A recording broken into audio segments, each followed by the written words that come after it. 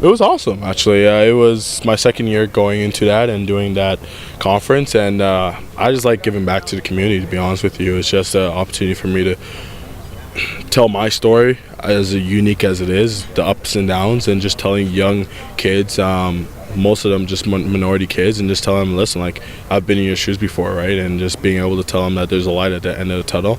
Even when life is a roller coaster, just know that just live that life and enjoy it, just like as if it's a roller coaster, and just know that at the end of the day, your work ethic is what's going to drive you to becoming successful. And when you were growing up, so what was the hardest thing that you went through?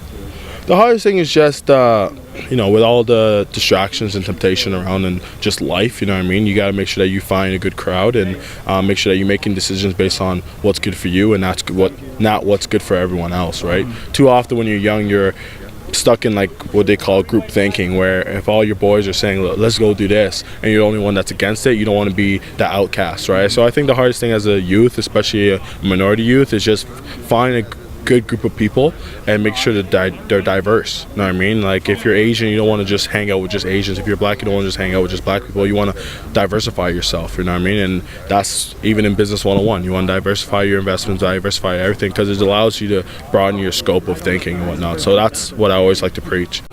I feel this is my third training camp, so like I understand this, and it's just a good opportunity for me to be here. And at the end of the day, these are my teammates, right? I'm more excited for when the games start counting, for the W's and the losses. So I'm geared up for the Montreal game. How it's a mock game, does that make you try less?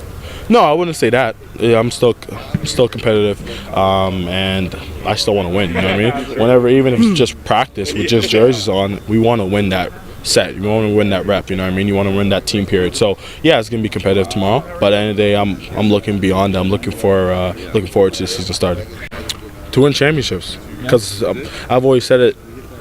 Individual like accomplishments are great, but then when you win the championship, it just shows that every individual was working together. You know what I mean? And you can lead the team in sacks, but if you're not getting a championship ring at the end of the year, was it really worth it? Like, what's the end goal? And I think the end goal, with the talent that we have on offense, defense, and special teams, the end goal is to win that Grey Cup. You know what I mean? And obviously it require certain players to get sacks, get tackles, get touchdowns, get all these receptions. But at the end of the day, as a community, like as a unit, the goal is always for us to win championships.